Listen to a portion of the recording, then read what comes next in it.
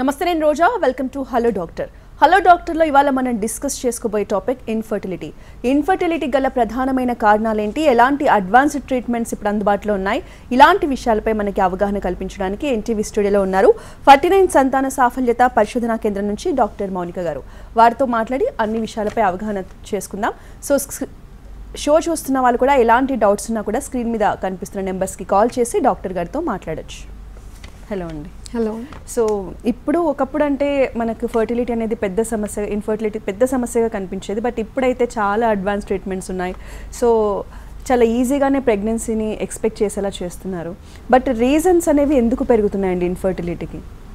ఇప్పుడు ఇన్ఫర్టిలిటీ అండి ఒక కాలంలో ఏంటి అంటే అసలు దీని గురించి అందరికీ అవగాహన లేదు, దీనికి అసలు ట్రీట్మెంట్స్ ఉంటాయి, వెళ్ళి కలవాలి అన్నది కూడా ఆలోచన ఉండేది కాదు. కానీ ఇప్పట్లో మీరు చూస్తున్నట్టయితే ఎవ్రీ అదర్ స్ట్రీట్లో ఫర్టిలిటీ సెంటర్స్ ఉన్నాయి, అప్రోచబుల్ ఉంటాయి, యాక్సెసిబిలిటీ కూడా ఈజీగా ఉంది. ఈ ఇన్ఫర్టిలిటీ ప్రాబ్లం ముందు లేదు, ఈ మధ్య కాలంలోనే స్టార్ట్ అయింది అన్నది కాదు, ఎప్పటి నుంచో ఉన్న సమస్యనే. కానీ ఈ మధ్య కాలంలో డెఫినెట్గా ఇన్సిడెంట్స్ అంటే ఎంతమంది కపుల్స్ అయితే బాధపడుతున్నారో ఈ సమస్యలేమి ప్రాబ్లంతో, ఆ ఇన్సిడెంట్స్ అన్నది ఖచ్చితంగా ఎక్కువ అయిందన్న విషయం అందరూ గ్రహించగలిగింది.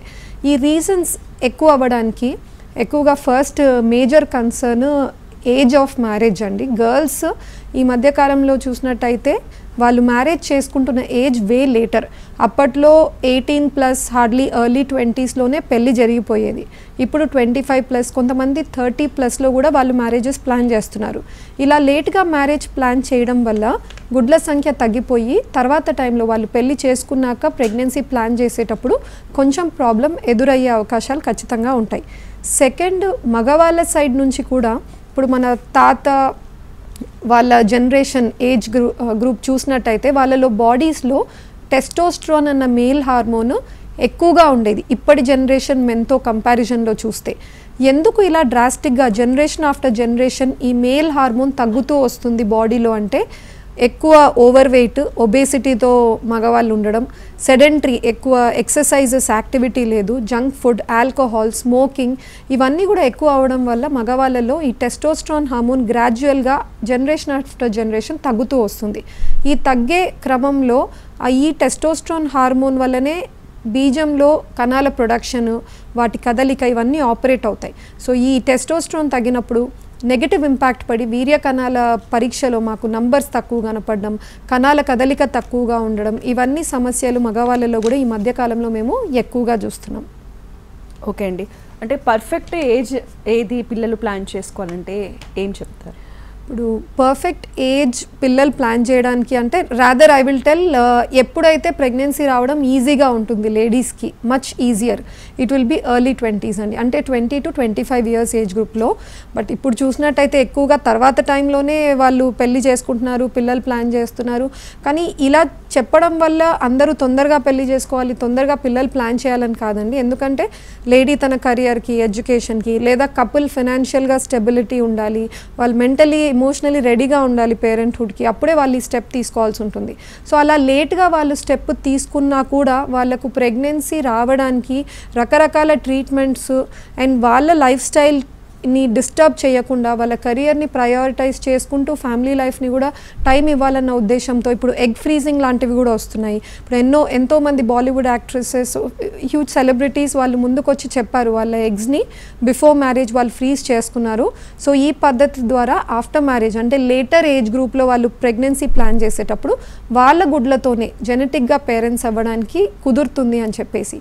సో దీన్ని మనం సోషల్ ఎగ్ ఫ్రీజింగ్ అంటామండి. సో ఈ సోషల్ ఎగ్ ఫ్రీజింగ్ ఆప్షన్ ద్వారా లేడీస్ ఎంతోమంది లేట్గా పెళ్లి చేసుకొని తర్వాత ప్రెగ్నెన్సీ ప్లాన్ చేసుకోవాలనుకుంటున్నట్టయితే వాళ్ళు చిన్న వయసులో వాళ్ళ ఎగ్స్ని ఫ్రీజ్ చేసుకున్నట్టయితే లేటర్ ఏజ్ గ్రూప్లో ఎగ్స్ బాగా తగ్గిపోయాయి, క్వాలిటీ దెబ్బతిన్నాయి అన్న ప్రాబ్లం రాకుండా ఆ యంగర్ ఏజ్లో ఫ్రీజ్ చేసిన ఎగ్స్తో వాళ్ళు పేరెంట్స్ అవ్వడానికి ఆప్షన్ అవైలబుల్ ఉంటుంది. ఓకే అండి. అదర్ హెల్త్ కాంప్లికేషన్స్ వేటి వల్ల కూడా మనకి ప్రెగ్నెన్సీ రాకుండా ఉండే అవకాశం ఉందంటారు? అదర్ హెల్త్ కాంప్లికేషన్స్, ఫస్ట్ నేను బిఎంఐ గురించి స్టార్ట్ చేస్తానండి. అంటే వెయిట్, మన హైట్కి తగ్గ వెయిట్ ఉంటేనే మన బిఎంఐ నార్మల్ రేంజ్లో ఉంటుంది. ఇండియన్ లేడీస్కి అయితే BMI 18 to 23 మధ్యలో ఉండాలండి. ఎప్పుడైతే 23 kg/m² కంటే ఎక్కువ దాటుతుందో మన బాడీ మాస్ ఇండెక్స్, దీని మీనింగ్ ఓవర్ వెయిట్ రేంజ్లో ఉన్నాము అని అర్థం. అండ్ 28 అబవ్ వెళ్ళినప్పుడు ఒబీస్ రేంజ్లో ఉన్నామని అర్థం.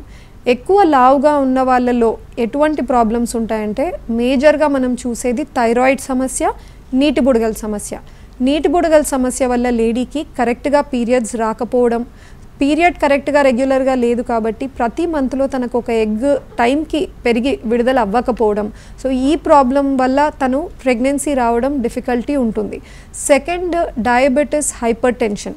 ఇది లేడీస్లో అనే కాదండి, మగవాళ్ళల్లో కూడా ఎవరికైతే డయాబెటిస్, బీపీ ప్రాబ్లమ్స్, షుగర్ ఇవి ఉన్నాయో వాళ్ళకి అంగం గట్టిపడడంలో ప్రాబ్లమ్స్, బీజంలో సరిగ్గా రక్తం అందక లేదా నర్వ్స్ దెబ్బతినడం వల్ల, షుగర్ కంట్రోల్లో లేకపోవడం వల్ల, వీటన్నిటి వల్ల కూడా కణాలు వేగంగా చనిపోవడము, క్వాలిటీ కణాలు ప్రొడ్యూస్ కాకపోవడము, లేదా ప్రొడ్యూస్ అయిన కణాలు హై షుగర్స్ సర్క్యులేటింగ్ బ్లడ్ సరౌండింగ్లో ఉండడం వల్ల దెబ్బతినడం.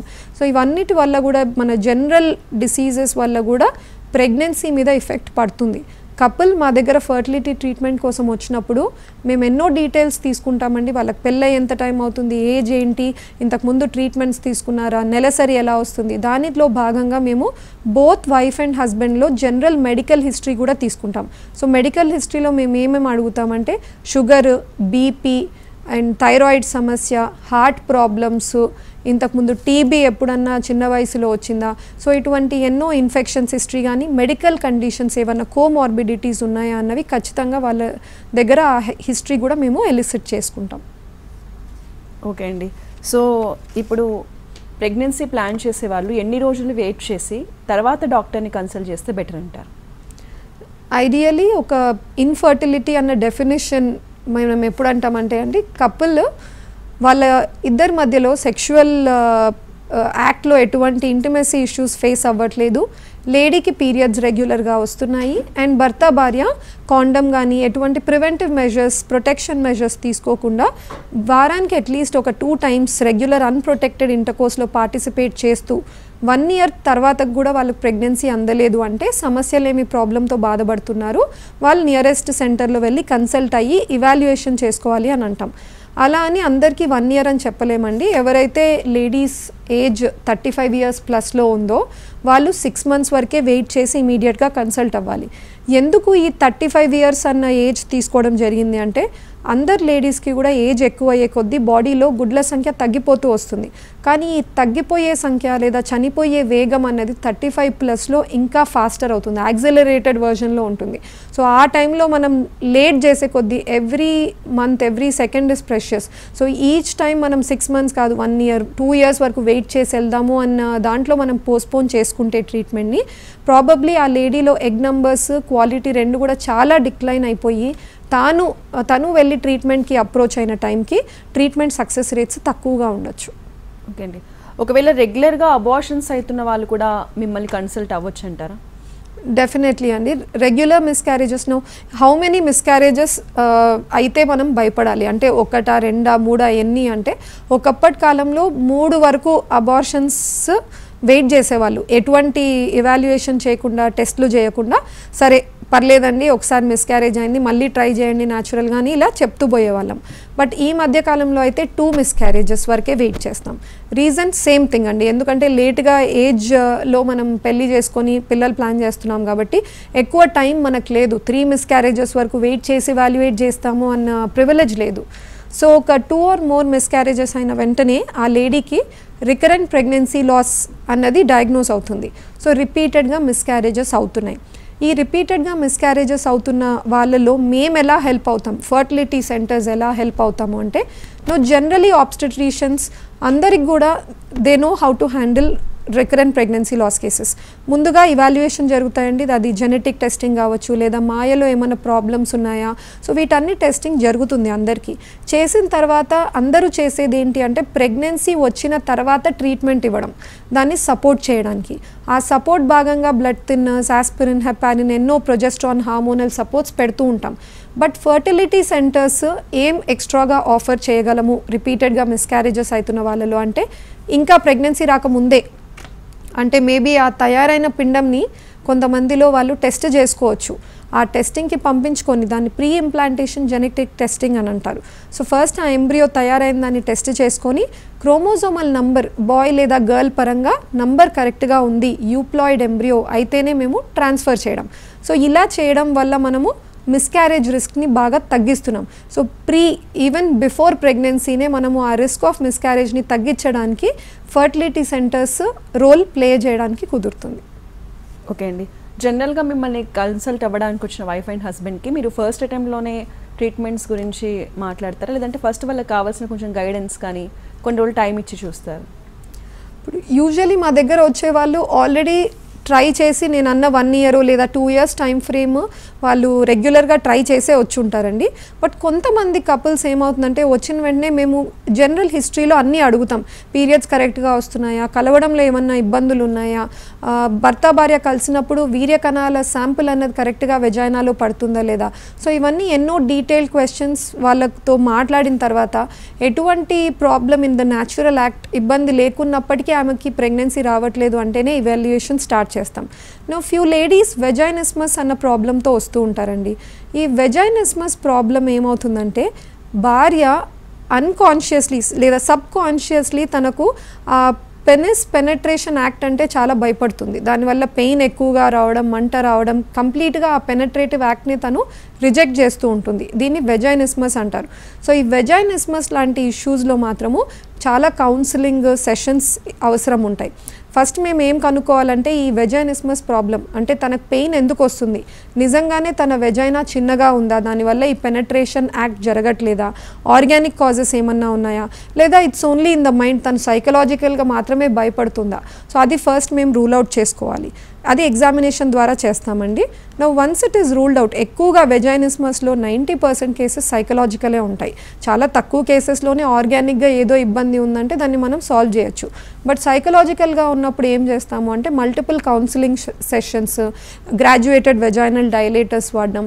సో ఇలాంటి పద్ధతి ద్వారా వాళ్ళకి ఫస్ట్ ఆ సెక్షువల్ యాక్ట్ అన్నది కరెక్ట్గా జరిగేటట్టు ఫెసిలిటేట్ చేసి ఒక 6-7 months వెయిట్ చేసి చూడమంటామండి ట్రై చేయడానికి. అప్పటికి వాళ్ళకి న్యాచురల్గా ప్రెగ్నెన్సీ అందట్లేదు అంటే ఖచ్చితంగా భర్త భార్య ఇద్దరు కూడా వాళ్ళ బేసిక్ ఎవాల్యుయేషన్ అనేది వచ్చి ఫర్టిలిటీ సెంటర్లో చేయించుకోవచ్చు. సో ఈ లైవ్ షో చూస్తున్న వాళ్ళందరికీ కూడా ఇన్ఫర్టిలిటీకి సంబంధించి ఎటువంటి డౌట్స్ ఉన్నా కూడా కాల్ చేసి స్క్రీన్ మీద కనిపిస్తున్న నెంబర్స్కి కాల్ చేసి డాక్టర్ గారితో మాట్లాడచ్చు. ఓకే అండి, సో ఇంతవరకు సంతానలేమికి రీజన్స్ ఏంటి, దాని గురించి మాట్లాడుకుందాం. ఇప్పుడు ట్రీట్మెంట్స్ గురించి మాట్లాడుకుందాం. సో ఇప్పటి వరకు ఎలాంటి అడ్వాన్స్ ట్రీట్మెంట్స్ అందుబాటులో ఉన్నాయండి? జనరలీ ఫర్టిలిటీ ట్రీట్మెంట్స్ 3 ఉంటాయండి. 1 is ovulation induction, 2nd IUI, 3rd IVF పద్ధతి. ఓవ్యులేషన్ ఇండక్షన్లో ఏం చేస్తామంటే ఇది basic treatment, first line of treatment, అన్నిటికంటే బేసిక్. ఫస్ట్ దీంతో స్టార్ట్ చేస్తామండి ఎటువంటి ప్రాబ్లం లేదు అంటే. దీంట్లో మేము లేడీ ఎగ్ని ఎలా పెరుగుతుంది అన్న ఫస్ట్ హాఫ్ ఆఫ్ ద సైకిల్లో స్కాన్స్లో మానిటర్ చేసుకొని ఎగ్ ప్రాపర్ సైజ్ రీచ్ అయ్యాక విడుదల అవ్వడానికి ఇంజెక్షన్ ఇచ్చి trigger time and so days అని కపుల్కి చెప్తాం. ఈ టైంలో కలిస్తే వాళ్ళకి best chances of achieving pregnancy ఉంటాయి అన్నది ఇవన్నీ చెప్పి మేము సపోర్ట్ మాత్రలు ఇస్తాం. దీన్ని ఓవ్యులేషన్ ఇండక్షన్ సైకిల్ అని అంటాం. సాధారణంగా వీటిని మేము ఒక 5 to 6 cycles దాకా ట్రై చేస్తామండి. అప్పటికి వాళ్ళకి ప్రెగ్నెన్సీ అందలేదు అంటే next level of treatment IUI అని ఉంటుంది, ఇంట్రా యూట్రైన్ ఇన్సెమినేషన్. IUIలో భాగంగా సేమ్ ట్రీట్మెంట్ ఉంటుంది. గుడ్డు పెరుగుదల మానిటర్ చేయడం, గుడ్డు విడుదల అయ్యేలాగా ఇంజెక్షన్ ఇవ్వడం. బట్ విడుదలైన రోజు భర్త వీర్యకణాల శాంపుల్ని అక్కడ సెంటర్లో ఇస్తే దాన్ని ప్రాసెస్ చేసి లేడీ గర్భసంచిలో డిపాజిట్ చేస్తాం అదే రోజు. దాన్ని IUI అంటాం. IUI ఓవ్యులేషన్ ఇండక్షన్ కంటే ఒక 4 to 5 times బెటర్ ఛాన్సెస్ ఇస్తుందండి. రీజన్, మనం కణాల శాంపుల్ని ఎగ్కి కొంచెం దగ్గరలో గర్భసంచిలో పై భాగంలో వేస్తున్నాము అండ్ ఈ శాంపుల్ని మనం వేసేటప్పుడు గర్భసంచి మూతి సర్విక్స్ని బైపాస్ చేసి వేస్తున్నాము. సో ఇవన్నీ రీజన్స్ వల్ల వాళ్ళకి సక్సెస్ రేట్స్ కొంచెం బెటర్గా ఉంటాయి న్యాచురల్ ట్రీట్మెంట్ కంటే. లాస్ట్ వచ్చేసి IVF treatment, test tube baby పద్ధతి. ఉన్న ట్రీట్మెంట్స్లో అన్నిటికంటే ఎక్కువ సక్సెస్ రేట్ ఉండేది మాత్రం IVF ట్రీట్మెంట్. అంత మాత్రాన అందరికీ ఫస్టే ఐవీఎఫ్ చెప్తాము, లేదా ఖచ్చితంగా అందరికీ ఫస్ట్ ఇది చేసి ఓవ్యులేషన్ ఇండక్షన్ తర్వాత ఐయుఐ చేసి ఆ తర్వాతే ఐవీఎఫ్ వెళ్తాము అని చెప్పలేమండి. అది కపుల్ టు కపుల్ వాళ్ళ ప్రొఫైల్ ఏంటి, వాళ్ళకు సిమెన్ అనాలిసిస్ ఎలా ఉంది, వీర్యకణాల పరీక్ష ఎలా ఉంది, స్కాన్ ఎలా ఉంది, గుడ్ల సంఖ్య ఎలా ఉంది, ట్యూబ్స్ ఓపెన్ ఉన్నాయా లేదా, కండిషన్ ఏంటి, వీటన్నిటి మీద ఆధారపడి ఈ 3 ట్రీట్మెంట్స్లో ఏది పెడితే బెటరు, లేదా ఏ ట్రీట్మెంట్తో స్టార్ట్ చేసి నెక్స్ట్ ట్రీట్మెంట్కి మూవ్ అవ్వాలన్నది డిసైడ్ అవుతుంది. నో ఐవీఎఫ్ లేదా టెస్ట్ ట్యూబ్ బేబీ పద్ధతి అంటారండి, అది మనకు ఉన్న వాటిల్లో మోస్ట్ అడ్వాన్స్డ్ వన్. నో ఐవీఎఫ్కి మించి కూడా certain things are there. No ఐవీఎఫ్లో కూడా ఫెయిల్యూర్స్ చూసిన వాళ్ళు చాలామంది ఉంటారు. తయారైన పిండం పెట్టుకున్నా కూడా అతుక్కోకపోవడం, లేదా అతుక్కున్న రిపీటెడ్గా మిస్క్యారేజెస్ అవుతూ ఉండడం. నో వాళ్ళకి ఐవీఎఫ్కి మించి మనకి ఏమన్నా ఉందా అంటే 2 పీజీటీ అండ్ ఎరా అని ఉంటాయి. ఫస్ట్ పీజీటీ వచ్చేసి ప్రీ ఇంప్లాంటేషన్ జెనెటిక్ టెస్టింగ్. దీంట్లో మేము తయారైన పిండం నుంచి వాల్లో ఒక లేజర్తో హోల్ చేసి కొన్ని సెల్స్ని తీసి టెస్టింగ్ పంపిస్తాం. ఆ టెస్టింగ్లో క్రోమోజోమల్ నంబర్ ఎలా ఉంది అన్నది చదువుతాం.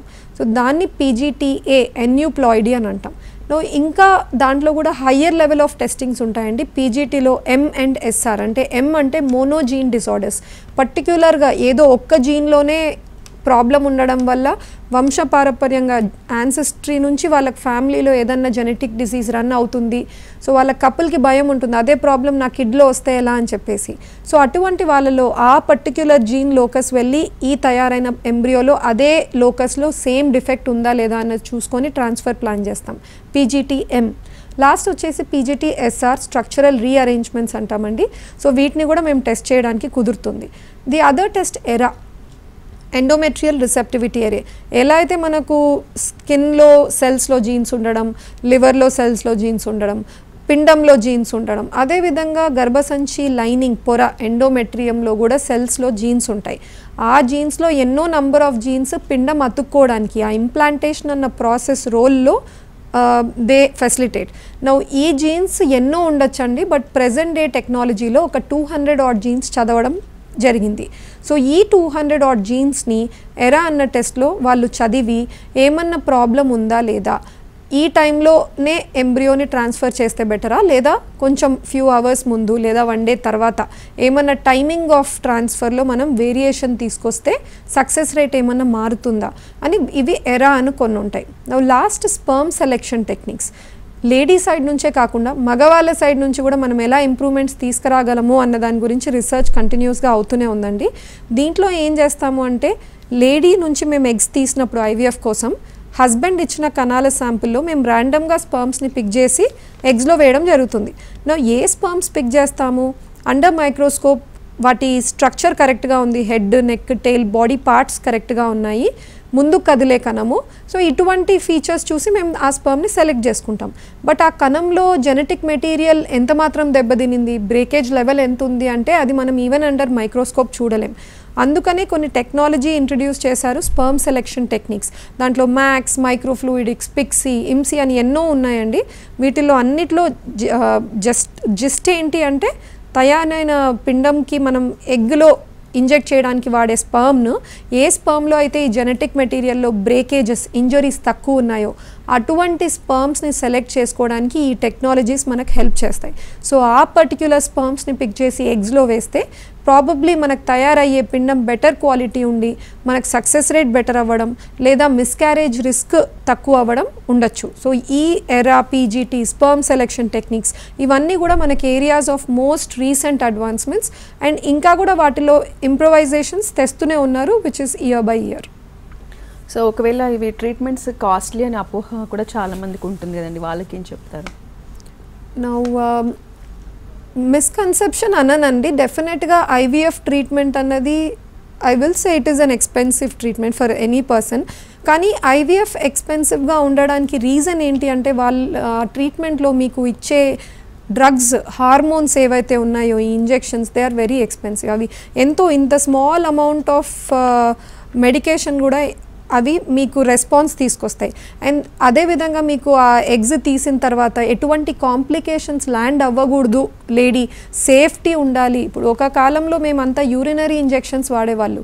ఎవరైతే లేడీకి పీరియడ్స్ పూర్తిగా ఆగిపోయాయో, మెనోపాజ్ అటైన్ అయిన లేడీ యూరిన్ నుంచి డ్రగ్ ప్రిపేర్ అయ్యేది. ఈ యూరినరీ గొనాడోట్రోఫిన్స్ కొంచెం చీపర్ ప్రైస్లో వస్తాయండి, అఫోర్డబుల్గా ఉంటాయి. కానీ ఈ మధ్యకాలంలో మీరు చూసినట్టయితే none of the centres are using these urinary injections. Reasons, ఈ ఇంజెక్షన్స్ వల్ల మీకు సైడ్ ఎఫెక్ట్స్, అలర్జిక్ రియాక్షన్స్, తక్కువ సక్సెస్ రేట్, కాంప్లికేషన్స్, అన్ని నెగటివ్ పాయింట్స్ ఎక్కువగా ఉంటాయి. ఈ మధ్యకాలంలో మనం వాడేవి highly purified injections and recombinant injections. ఇవి మ్యానుఫ్యాక్చరింగే చాలా డీటెయిల్డ్ మెథడ్లో అవుతుంది కాబట్టి ఈ డ్రగ్స్ చాలా కాస్ట్లీ ఉంటాయి కాబట్టి మనకు ఐవీఎఫ్ ట్రీట్మెంట్ పర్సే కాస్ట్లీ ఉంటుంది.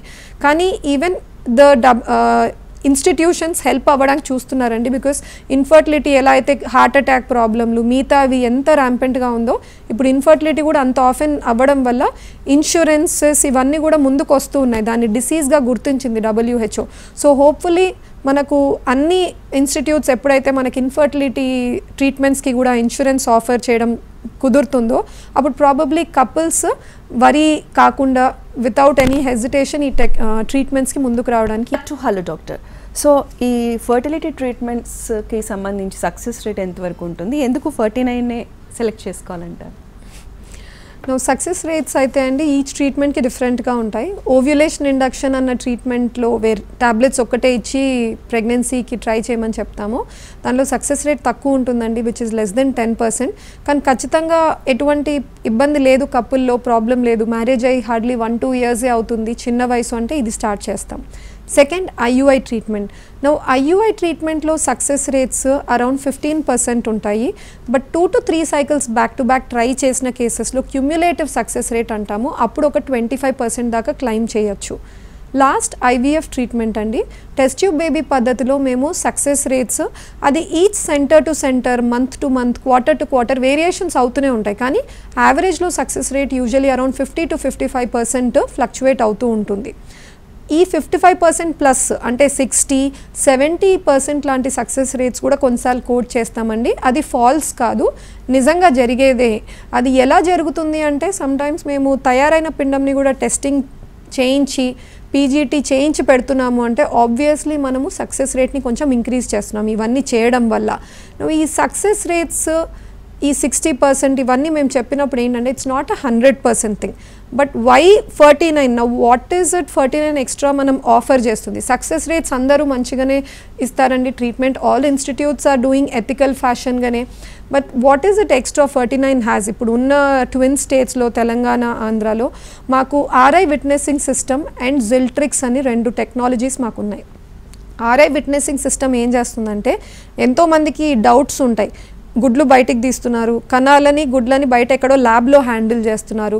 ఈ ఇన్స్టిట్యూట్లో నేనే కాదు ఈరోజు నాతో పాటు ఇంకొక 3-4 ఈ ప్రొసీజర్ జరిగింది. మరి వీళ్ళు ఏమన్నా బై మిస్టేక్ హ్యూమన్ ఎర్రర్ వల్ల మిక్స్ అవుతాయా గ్యామెట్స్ ఏమన్నా?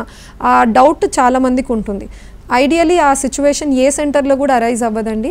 నీట్గా చాలా మెటిక్యులస్గా రికార్డ్స్ మెయింటైన్ చేస్తాం మీ రిజిస్ట్రేషన్ నెంబర్స్తో సహా. అయినప్పటికీ మీకు ఆబ్జెక్టివ్గా కూడా ఆ డౌట్ ఉండకూడదని RI విట్నెసింగ్ సిస్టమ్ తీసుకొచ్చాం.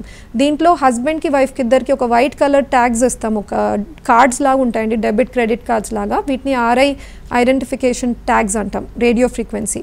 సో ఈ RFID ట్యాగ్స్ని మీ యొక్క ప్రొసీజర్ జరిగేటప్పుడు ఒక మౌంటెడ్ వాల్కి మౌంట్ అయ్యి ఒక బాక్స్ ఉంటుంది, దాంట్లో ఆ కార్డ్ని ఇన్సర్ట్ చేసి ప్రొసీజర్ చేస్తాం. So by chance by error ఏమన్నా ఇంకెవరిదో గ్యామెట్స్ వస్తే ప్లాట్ఫామ్ మీద ఒక అలారం వెళ్తుంది అనమాట, ఇమీడియట్లీ ప్రాసెస్ని హాల్ట్ చేసేస్తాం. సో ఈ మిస్ హ్యాండ్లింగ్ లేదా గ్యామెట్ మిక్సింగ్ అన్న ఇబ్బంది ఉండదు RI విట్నెసింగ్ వల్ల. సెకండ్, జిల్ట్రిక్స్.